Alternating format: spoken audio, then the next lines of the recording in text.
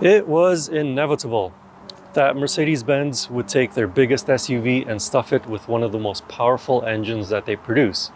You end up with this, the GLS 63 AMG. But at $168,000 Canadian, as this one is equipped, is it worth that price?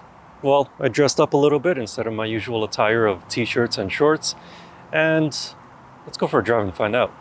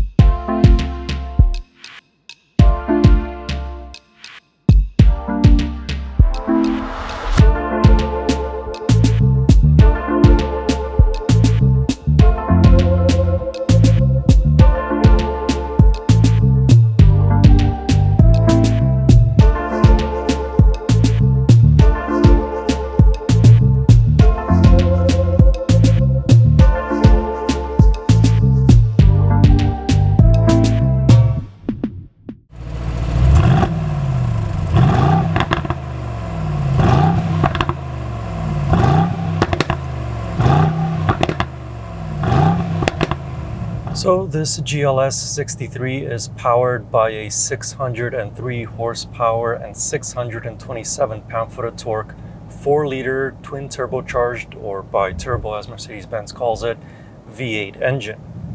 It's good enough for a 0 to 100 km/h time of 4.2 seconds, as Mercedes-Benz claims, but usually their claims are a bit more on the conservative side. I'm sure that under the most ideal conditions, this almost 2.7 ton SUV can accelerate 200 km/h in just under 4 seconds. However, from behind the steering wheel, it doesn't feel like it's that fast. Let me explain. So you sit pretty high up, so every time you arrive at a stop, you're always looking down at all the other peasants around you. That's what it feels like. So you don't really get that sensation of speed. You do feel your body getting pushed into the back of the seats every time you accelerate, but again, because you're sitting so high up and you're not close to the ground like you are in a sports sedan, that sensation of speed is just missing. But then you look up at your head-up display and you notice that you're going pretty much double the speed limit. And you might even have flashing red and blue lights behind you. So it's a very strange sensation of speed in this GLS 63. As for fuel economy, well, do you really need to ask? I mean, it's not going to be good in a 600 horsepower, nearly 2.7 ton SUV. And it isn't in most situations. Officially, it is rated for 16.3 liters per 100 kilometers in a city and 12.9 liters per 100 kilometers on a highway. The highway fuel economy is okay. Actually, it's actually pretty good for the size of the SUV. And it can achieve that because of a few things. Firstly is the 9-speed automatic, which helps keep the RPMs as low as possible.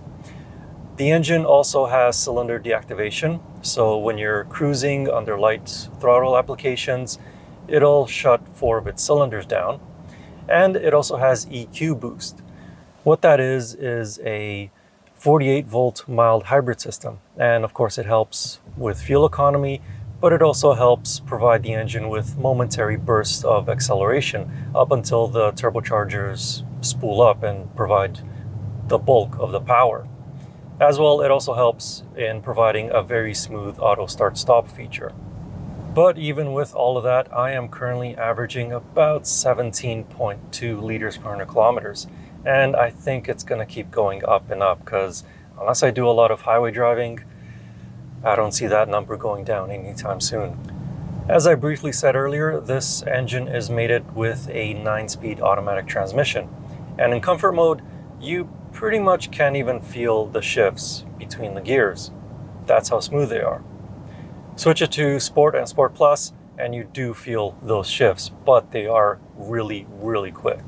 As for braking and handling, Well, somewhere behind those big monoblocks are 6-piston front calipers and a single piston rear caliper.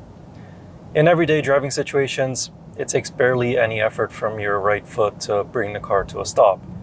But under more enthusiastic driving situations, you do have to push it quite a bit more. I mean, it's a 2.7-ton SUV, so it takes a lot to bring this much mass to a stop. As for going around corners, even a company as rich and as powerful as Mercedes-Benz cannot bend the laws of physics. This is a heavy SUV, and even with the air suspension and adaptive dampers, it still leans and rolls around the corners. The steering is precise, and it does have some nice heft to it, and it progressively gets heavier as you go up in the drive modes. There's Comfort, Individual, Sport, and Sport Plus. But on a twisty road, it just feels like you're trying to navigate an aircraft carrier. This GLS 63 was not meant for winding roads. It was meant more for blasting down an autobahn. And that's where it feels more comfortable, just going and cruising at higher speeds.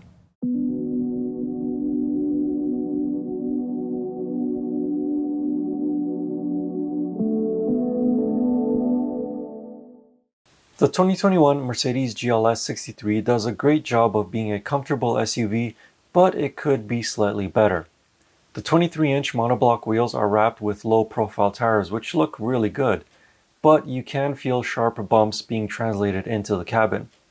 For a little bit more comfort, you can opt for the standard 22-inch wheels or go down to the GLS 580 with 21-inch wheels.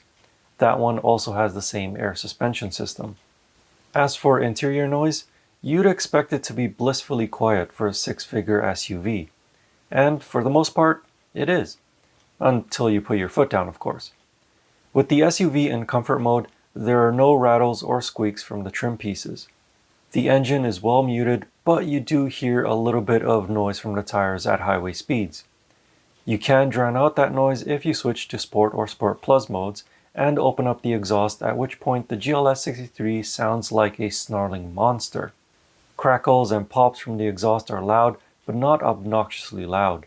Sitting inside the GLS 63, you really feel that level of luxury and refinement that you would expect from a six-figure SUV. In terms of actual space, there is plenty of it for tall adults. Headroom, not a problem. Legroom, not a problem, although I am a little bit worried in case of an accident though, because my knee is a little bit close to the start or stop button that's protruding from the dashboard. The car does have knee airbags, so I can take some comfort into that, but if I move the seat further back, which I can do, I can't move the steering wheel further back. This is as far out as it goes, and I don't want to be driving with my elbows straight. I want to keep them a little bit bent. But like I said, I can take a little bit of comfort in the fact that it has knee airbags, so I won't be hitting the starter button in case of an accident, like I said. Anyway, that's just a small little niggle that I have. Apart from that, the actual design of the interior is pretty much the same as every other Mercedes-Benz, big Mercedes-Benz SUV, I should say. Same dual 10.25-inch displays, physical climate toggles, so you don't have to dig through the infotainment system to change the climate controls, wireless phone charging, heated and cooled cup holders, really nice feature, I really dig that, and touchpad right here on the center console, or you can control the infotainment with your touches or via voice commands. Voice commands though are a little bit more annoying. I personally prefer the touchpad or just the touch, actually touching it. Oh, and also the BlackBerry style touchpads on the steering wheel. So you have multiple ways of controlling the infotainment system. And this one does not have that dual spoke steering wheel design that was introduced for the new Mercedes E-Class. You can check out that video up here because I did a review on it. I really don't like that one. It's a bit too finicky. I much prefer this style of steering wheel mounted controls. And before we get to the back, one more thing I should mention is the seats, really comfortable, heated and ventilated, as well as massaging, and the center console as well as the armrest on the door panels are heated as well. Also another really cool feature in the winter. Now let's go sit in the back. In the back, as you can see, sitting behind my driving position, there is plenty of space. This particular demo vehicle has the 2 captain's chairs. The standard car comes with a full bench, but these captain's chairs are heated and fully powered. You can get also something called the Premier second row package, or maybe it's called the Premium second row package. I can't remember, but anyway, basically what it gets you is these captain's chairs with ventilation and a massaging feature. And you also get wireless phone charging with that package and a couple of tablets as well, so you can really stay entertained. Other than that, back here you also have dual zone climate control and electronic peasant blockers. Classy. Anyway, let's go sit in the third row. Getting into the back is actually not that difficult. There's a little button up here on the second row seat, and as you can see, it electronically moves forward to give you space to get in.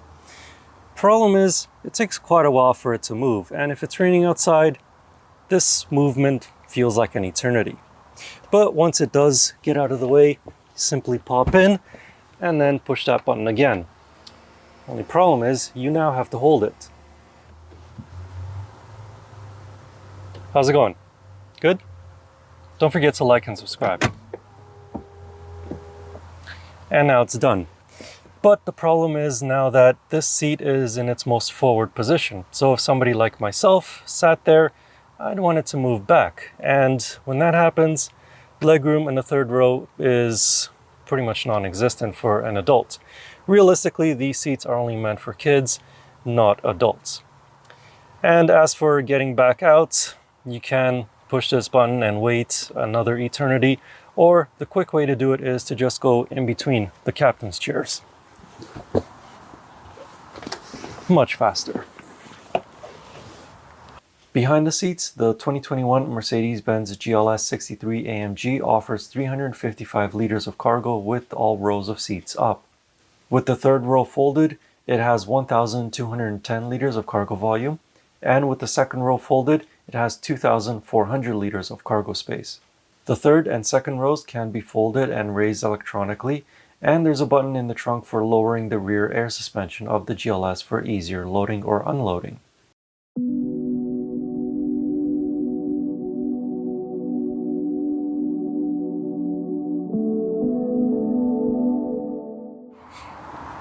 So what about looks then? Well, first let's address the big monoblocks.